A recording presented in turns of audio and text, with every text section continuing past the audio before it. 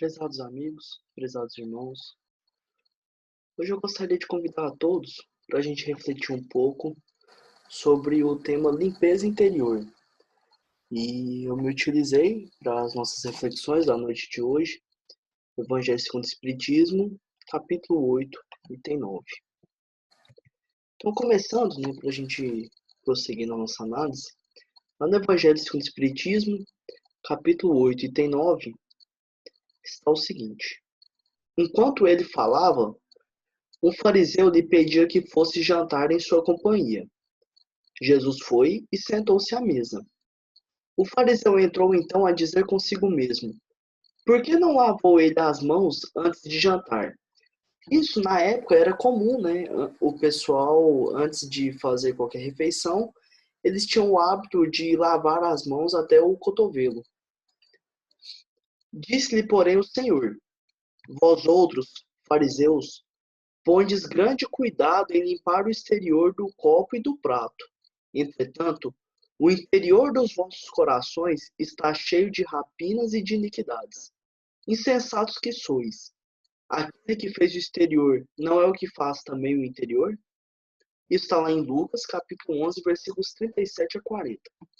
Então vamos procurar entender o porquê que Jesus fala isso, né? Os fariseus, eles eram muito conhecedores da lei. Então, a gente analisando, nós conseguimos verificar que Moisés colocou na lei que eles precisavam, antes de realizar as refeições, lavar as mãos até o cotovelo. Mas por que será que Moisés colocou isso na lei? Né? Era de fato necessário? Moisés, como um grande legislador, ele tinha que cuidar também do bem-estar da população. Ele trouxe conhecimentos das leis divinas, mas ele também tinha que gerenciar as pessoas daquela época, os conflitos e o bem-estar. Então, para isso, ele incorporou na lei divina que ele trouxe aspectos que eram necessários para o bom relacionamento geral daquelas pessoas e o bom gerenciamento daquele povo. Então, como eles eram povos que viviam praticamente da caça, pesca e cultivo, né, eles cuidavam dos animais, né, eram pastores e afins. Então, eles eram povos que lidavam muito com sujeira. E isso, para garantir um bem-estar da população naquela época, Moisés colocou como necessário que eles lavassem as mãos até o cotovelo antes de realizar a alimentação. Era uma questão de higiene e para garantir que as pessoas não adquirissem doenças, né, não ficassem mal e viessem a desencarnar por conta disso. Então, eles tomaram isso como um ritual e seguiam dessa forma, né? Antes de realizar as refeições, lavavam as mãos até o cotovelo, porque tinham isso como um ritual que Moisés trouxe a eles. Então, vamos analisar com um pouco mais de cuidado isso aqui, está lá em Mateus, capítulo 15, versículos 11 a 19. Não é o que entra na boca que macula o homem. O que sai da boca do homem é que o macula. O que sai da boca procede do coração, e é o que torna impuro o homem. Mácula, se a gente for buscar no dicionário, né, significa sujeira e impureza. Então, o que Jesus está querendo dizer com esse versículo? Né? Não é o que entra pela sua boca que vai te tornar impuro, mas o que sai dela, porque o que sai dela procede do coração. E é esse o cuidado que nós temos que ter. E é essa a oportunidade que Jesus usou com aquele fariseu. Porque Jesus conhecia a lei, Jesus conhecia os costumes da época. Ele não quis afrontar os costumes da época, né? Como ele mesmo disse, eu não vim destruir a lei. Ele veio dar prosseguimento e nos mostrar a forma real, né? A forma mais sublime da lei. Então ele se utilizou desse meio para poder convidar as pessoas à análise. Não é o que você está colocando na sua boca que vai te tornar ou não impuro, mas é o que sai dela. É isso que você tem que se importar de estar sempre elevado. É o que sai da sua boca. Então, com essa frase com esses versículos, né, que estão lá em Mateus capítulo 15, isso fica um pouco mais claro ainda para a gente o que Jesus quis dizer.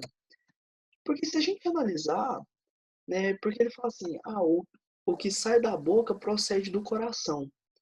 E nós sabemos, né, que as nossas ações, elas são gerenciadas, né, elas são regidas pelos nossos pensamentos.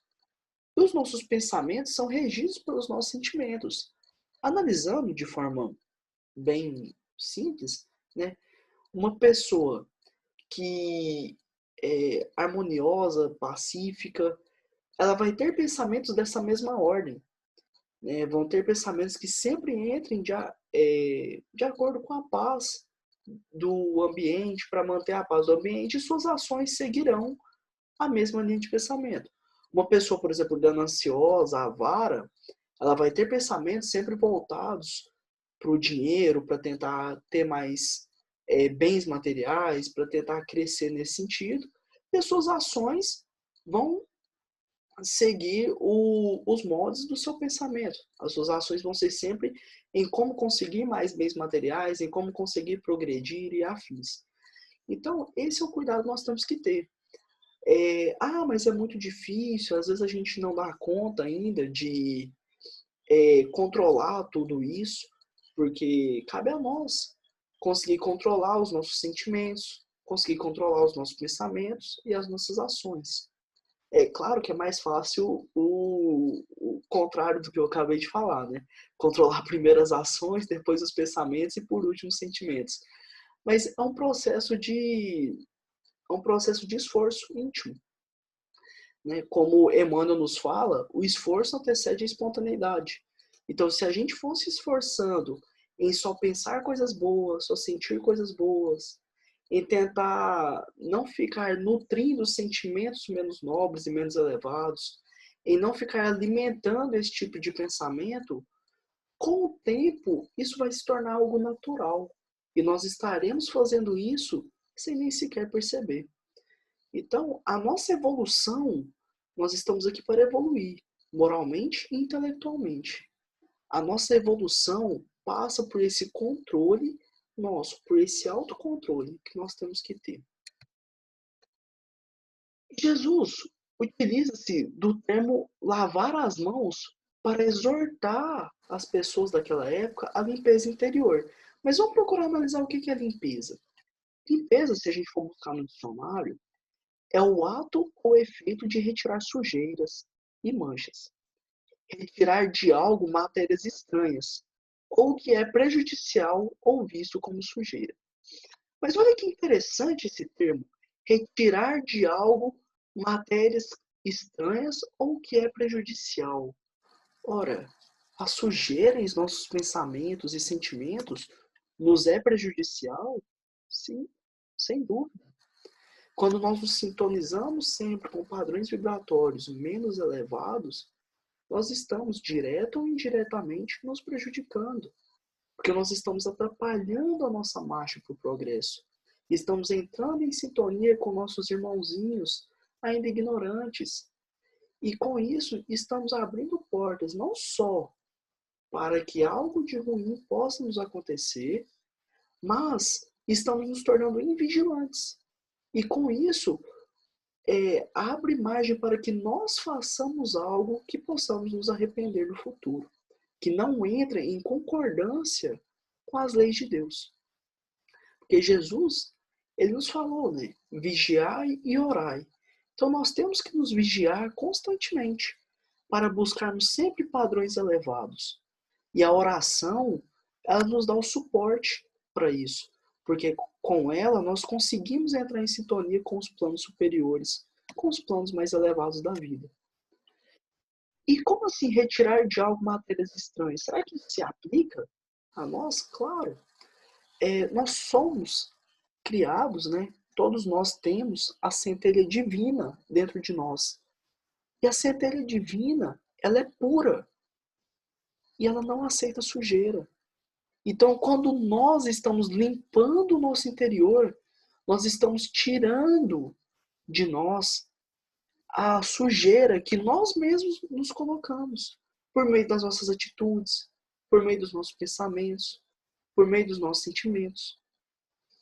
E com isso estamos nos tornando mais próximos assim de Deus, porque nós estamos deixando a nossa centelha divina brilhar em sua totalidade. E é isso que nós precisamos fazer. Nós precisamos ter esse autocontrole para sempre caminharmos rumo a planos mais elevados e, consequentemente, nos aproximarmos assim de esferas mais elevadas e de Deus, entrando em ressonância com as leis divinas. Então, com isso, Jesus está nos convidando à limpeza interior, a expurgar o nosso coração, ou, como é comumente falado dentro das casas espíritas, a nossa reforma íntima, que é, afinal de contas, o nosso maior objetivo aqui. Mas vamos pegar a continuação desse trecho lá em Lucas, no capítulo 11, versículos 41 a 44. Antes, dai o que tendes em esmola, e tudo ficará puro para vós. Mas ai de vós, fariseus, que pagais o dízimo da hortelã, da arruda e de todas as hortaliças, mas deixais de lado a justiça e o amor de Deus. Importava praticar essas coisas sem deixar de lado aquelas. Ai de vós, fariseus, que apreciais o primeiro lugar nas sinagogas e as saudações nas praças públicas. Ai de vós, porque sois como esses túmulos disfarçados, sobre os quais se pode transitar sem o saber. Então, o que Jesus está querendo dizer com isso? Ele está nos chamando a atenção. Não adianta a gente tentar mascarar, a gente tentar se passar por bonzinhos, enquanto os nossos sentimentos, pensamentos estão poluídos com vibrações ainda pesadas que nutrimos dentro de nossos corações. Não adianta a gente cumprir as nossas obrigações materiais, né? Como ele fala aqui, pagar o dízimo do hortelã, da arruda e de todas as hortaliças. Não adianta a gente cumprir as nossas obrigações materiais se a gente não está cumprindo as obrigações para com o nosso próximo e para com Deus. Tanto que ele fala, mas deixai de lado a justiça e o amor de Deus. Então, ai de vós, que cumpre as suas obrigações materiais, mas deixa de lado o amor e a justiça de Deus. O que adianta uma coisa sem a outra? Importava praticar essas coisas sem deixar de lado aquelas. Ou seja, Jesus está falando as duas coisas são importantes, mas cabe praticar as duas. Né? Não deixar uma de lado em detrimento da outra. Ai de vós que apreciais o primeiro lugar nas sinagogas e as saudações nas praças públicas. Vamos trazer para nós aqui, espíritas, essa reflexão. O que adianta a gente chegar na reunião pública, na nossa casa espírita, sentar no primeiro lugar, na frente ali do palestrante, do orador, se a gente não está aprendendo nada com aquilo? Se tudo o que está sendo falado está entrando por um ouvido e saindo pelo outro, de que adianta? Quem que nós estamos tentando enganar? E ele fala, né? Ai de vós, porque sois como esses túmulos disfarçados, sobre os quais se pode transitar sem o saber.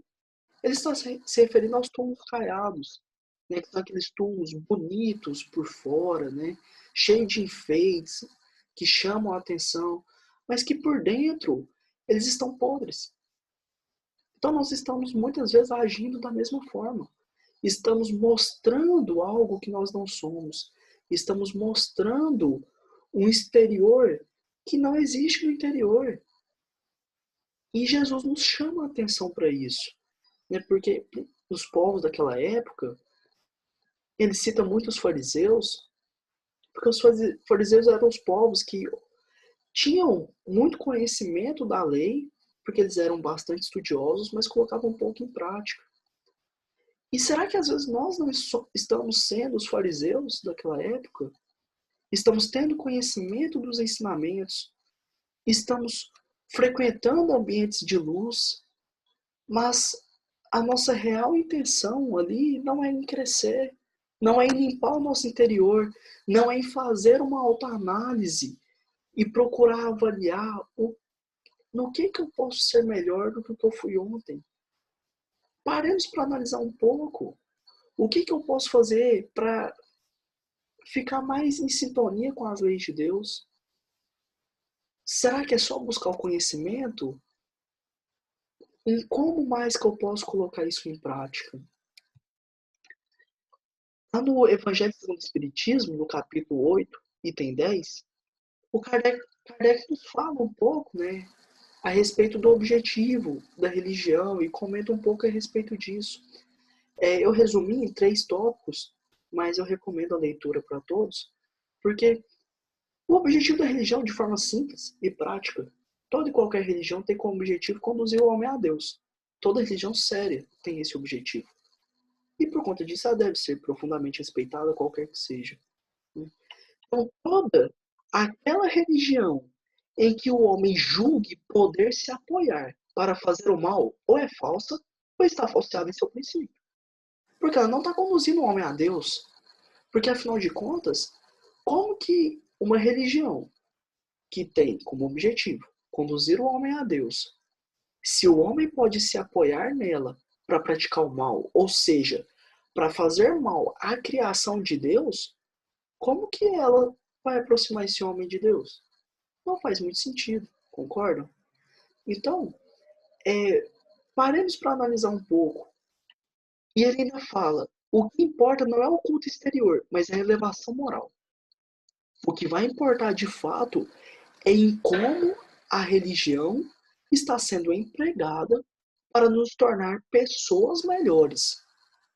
Não é em como é realizado os cultos dela, não é em como ela se prepara, não é em como a gente enxerga, mas é em como ela está nos transformando em pessoas melhores. É isso que é de fato importante.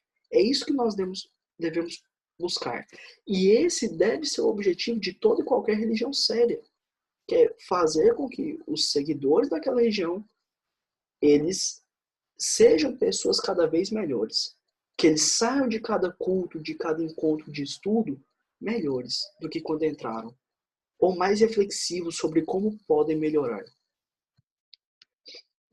Espírita, em fevereiro de 1865, nós temos o seguinte: a facilidade com a qual creem adquirir essa felicidade por meio de algumas práticas exteriores, a própria possibilidade de comprá-la com dinheiro, sem reforma séria do caráter e dos hábitos, deixam aos prazeres do mundo todo o seu valor. Isso, Kardec está fazendo uma análise, né? Aquelas religiões em que falam que é possível adquirir a elevação necessária por meio de práticas exteriores, por meio, às vezes, da compra com dinheiro, por meio, às vezes, de um determinado ritual ou outro, e não é bem assim. Isso faz com que as pessoas deem mais valor aos prazeres do mundo que deveriam. Por quê? Porque se é tão simples assim conseguir a elevação, conseguir essa sublimação tão almejada, então as pessoas se tornam menos vigilantes, se tornam menos cuidadosas por consequência. Lá no Céu e Inferno, capítulo 2, Kardec comenta: visto que seu futuro está assegurado pelo cumprimento de certas formas ou por dons póstumos que não os privam de nada, seria supérfluo impor-se sacrifícios ou um incômodo qualquer em benefício de outro, já que se pode obter a salvação trabalhando cada um por si. Então, Kardec, nesse trecho, ele está comentando sobre esse tipo de costume, né? Esse tipo de entendimento sobre conseguir a elevação a planos superiores, sobre conseguir a nossa regeneração e a nossa evolução, que afinal de contas é o nosso objetivo aqui na Terra. Nós estamos aqui para evoluir. Então, em outras palavras, ele até fala assim, por que uma pessoa se esforçaria em sair da sua zona de conforto e tentar melhorar, tentar praticar o bem, procurar quem está realmente sofrendo, se ela acredita que ela consegue garantir o seu futuro cumprindo algumas fórmulas ou cumprindo alguns rituais, ou trabalhando simplesmente por si, sem levar em conta o nosso próximo, né? Lembrando que Jesus mesmo nos convida quando perguntam a ele, mestre, qual o maior de todos os mandamentos? E ele responde, amarás a Deus sobre todas as coisas e ao próximo como a ti mesmo. Aí se resume toda a lei e os profetas. É um resumo. Será que a gente está colocando em prática? Será que quando a gente olha o nosso irmão com fome, será que quando a gente olha o nosso irmão chorando, desesperado, a gente realmente está procurando auxiliá-lo, está procurando amá-lo como nós gostaríamos de ser amados se estivéssemos naquela mesma situação?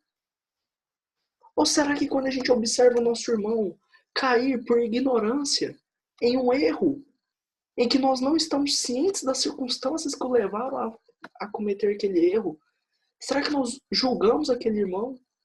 Ou endereçamos a ele um pensamento de amor e carinho, que o suporte nas provações da vida que ele tem de enfrentar? Como que estamos agindo nas circunstâncias que nos cercam? O que nós estamos fazendo no nosso dia a dia? O Evangelho segundo o Espiritismo, capítulo 15, tem 5, tem esse trecho. Caridade e humildade, tal a senda única da salvação. Egoísmo e orgulho, tal a da perdição. Por quê? Vamos analisar? Ora, o egoísta, ele não dá conta de fazer caridade, porque ele quer tudo para ele. Ele não dá conta de se desprender das coisas que o cercam, sejam elas materiais ou imateriais, né? O tempo, por exemplo, é uma forma de às vezes a pessoa fala, não, eu tenho tão pouco tempo para mim, eu vou dedicar esse tempo a mim, por exemplo, e ignora o irmão do lado em que ele poderia ser útil. Eu estou aqui falando, né, que a gente não deva ter o nosso tempo de descanso, de lazer e afins. Não. Mas a gente tem que tomar cuidado. Né? Eu citei apenas um exemplo. O egoísta ele não dá conta de fazer caridade. E o orgulhoso, ele não dá conta de ser humilde. Porque ele se sentiria rebaixado. Em entender que às vezes pode ter alguém melhor do que ele. Em entender que aquele irmão que sofre do lado dele poderia ser ele amanhã. Em entender que aquela pessoa que está sofrendo, que está passando por uma provação terrível, às vezes, é um irmão dele e que merece todo o amor e carinho. Este princípio se acha formulado nos seguintes precisos termos: amarás a Deus de toda a tua alma e a teu próximo como a ti mesmo. Toda a lei e os profetas se acham contidos nesses dois mandamentos. Ora, meus irmãos, analisemos. Eu não consigo amar a Deus se eu não amo o meu próximo. Porque se eu amo a Deus, eu enxergo no meu próximo a centelha divina que está lá nele, que é a criação de Deus. E eu enxergo assim no meu próximo parte de Deus, por assim dizer. O mesmo vale, eu não consigo amar o meu próximo se eu não amar a Deus. Porque quando eu amo o meu próximo, eu reconheço nele toda a beleza que é digna do Criador. E por assim dizer, eu estou amando a Deus também. Então, esses dois, né, essas duas afirmativas, amar a Deus de toda a tua alma e a teu próximo como a ti mesmo, elas resumem bastante os nossos compromissos. Porque se eu amar a Deus, eu não maltrato a natureza, eu não desperdiço o tempo do meu trabalho, eu sempre vou agir em favor de todos e para o bem geral. Eu vou auxiliar a humanidade no progresso que ela aguarda ansiosamente. E tanto que Emmanuel nos fala, na introdução do livro Ação e Reação, uma frase que eu acho muito bonita, inclusive, que toda vez que a justiça divina nos procura para acerto de contas, se nos encontra trabalhando em benefício dos outros, manda a misericórdia divina que a cobrança seja suspensa por tempo indeterminado. Então, na verdade, Quem trabalha em favor do outro está trabalhando em favor de si mesmo. André Luiz nos fala, né, que se o egoísta soubesse o tanto que ele ganha fazendo bem aos outros, ele faria o bem por egoísmo. Então, nós precisamos parar e refletir mais. Mas tudo bem, a gente falou até agora de limpeza interior, conversamos bastante a respeito. Mas como, então, promover a limpeza interior? Primeiramente, procurando elevar os nossos sentimentos. Eu não consigo no momento manter sentimentos elevados. Então, pelo menos, controle as suas ações. Com o tempo, você vai controlando as suas ações, você vai conseguindo controlar os seus pensamentos também, com muito esforço e dedicação, é claro. E com o tempo, você vai conseguindo controlar os seus sentimentos. Em geral, o exercício da empatia nos ajuda muito com isso. Porque nós muitas vezes não entendemos a dor do outro. Ora, se no momento que, por exemplo, a gente leva uma fechada no trânsito, a gente procurasse entender que às vezes aquela pessoa que está correndo com o carro, colocando a vida dela e de outras em risco, dirigindo de forma imprudente, mas às vezes aquela pessoa está caminhando para um hospital, para visitar um ente muito querido que está lá em situação muito precária. Será que a nossa análise mudaria? Eu tenho certeza que sim. Então vamos primeiro tentar, aos poucos, controlando isso, né? Vamos pegar o exemplo do carro novamente. Se, à medida que a gente leva fechada, por exemplo, no trânsito, a gente deixar de querer ir e responder da mesma forma para a pessoa que fez essa atitude, a gente procurar primeiro se controlar. Falar, não, eu não vou devolver com a mesma moeda. Após um tempo, a gente pode começar a refletir mais. E falar assim, olha, coitado, às vezes ele está passando por alguma dificuldade, às vezes ele está enfrentando algum problema em casa ou no trabalho e está precisando agir dessa forma. A gente não sabe. E com o tempo, a gente vai conseguindo exercitar melhor a nossa empatia, controlar melhor os nossos sentimentos. E com o tempo, a gente vai parar de sentir, por exemplo, raiva desse tipo de situação. E vai sublimando mais os nossos sentimentos quando isso acontecer. O nosso entretenimento também ajuda? Sim, de fato. Uma vez que o nosso padrão vibratório, os nossos sentimentos, vão ditar o nosso padrão vibratório, que dita, por assim dizer, as nossas companhias, ora, se a gente dedica o nosso tempo para assistir, por exemplo, filmes que nos deixam com medo, que nos deixam apreensivos, angustiados. Que tipo de companhia será que vai estar junto conosco? Nós estamos nutrindo sentimentos bons? Será? Então isso ajuda. Vamos procurar nos sintonizar com um entretenimento mais sublime, mais elevado, que nos convide a pensamentos mais nobres, a pensamentos bons, que nos convide a cultivar sentimentos elevados. A oração. André Luiz nos fala que se nós soubéssemos o poder da oração, né, o quão bem nos faz, a gente passaria o tempo todo rezando. Mas a oração, ela não é só o fato da gente sentar, fechar os olhos, espalmar as mãos e nos concentrar. A oração não é só isso. A oração, ela nos põe em sintonia com planos mais elevados. E nós conseguimos entrar em sintonia com planos mais elevados no nosso dia a dia, com ações simples. O passar na rua, por exemplo, observar porteiro, faxineiro ou aquelas pessoas que normalmente são esquecidas pelos outros na correria do dia a dia, observá-lo e dar um bom dia com um sorriso no rosto, realmente desejando um bom dia para aquela pessoa. É você cultivar pensamentos nobres e bons. É claro que o ato de se recolher e procurar sublimar os pensamentos para atingir esferas mais elevadas é também importante. Mas desde que nós consigamos verdadeiramente fazer isso, desde que nós consigamos realmente nos concentrar e entrar em sintonia com esse plano mais elevado. Isso é fundamental. Porque com isso, nós estaremos nutrindo dentro de nós sentimentos mais puros e atraindo para nós o auxílio dos espíritos mais elevados. Porque nós estaremos mais receptivos à influência deles. Isso nos ajuda, e muito. Senão Jesus não teria nos dito vigiai e orai. Mas lembre que o primeiro verbo é vigiai. Por quê? Não adianta nada eu não procurar controlar os meus pensamentos e sentimentos e ficar orando o dia inteiro.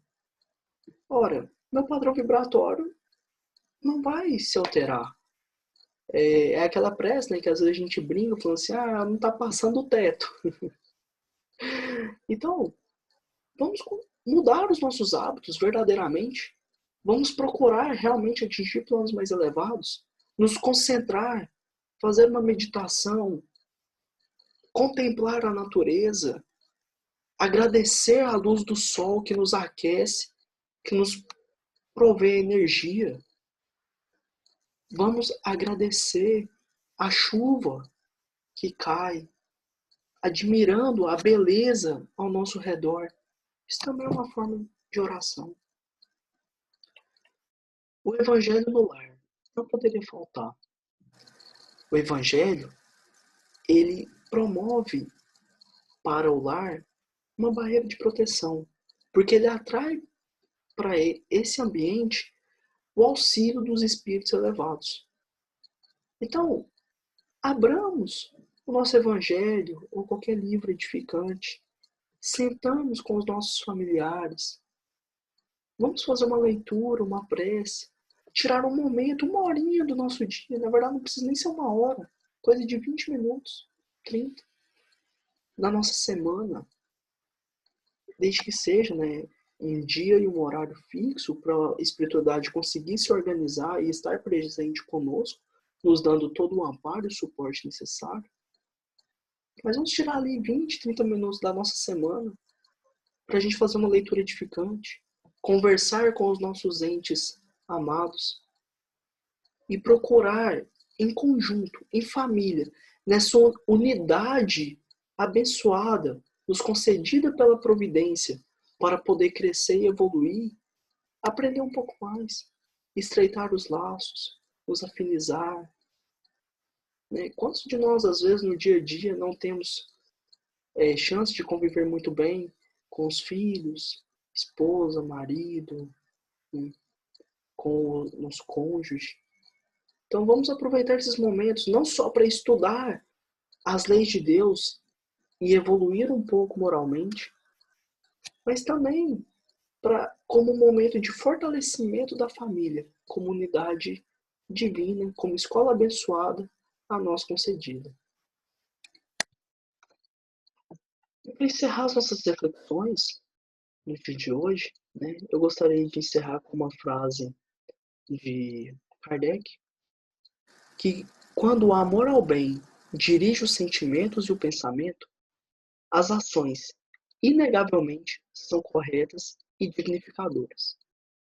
Então, que Jesus possa nos abençoar e nos amparar, a fim de que nós consigamos analisar um pouco mais a nossa rotina, o nosso dia a dia, como nós estamos nos portando em cada circunstância e continuar prosseguindo, sendo pessoas melhores a cada dia.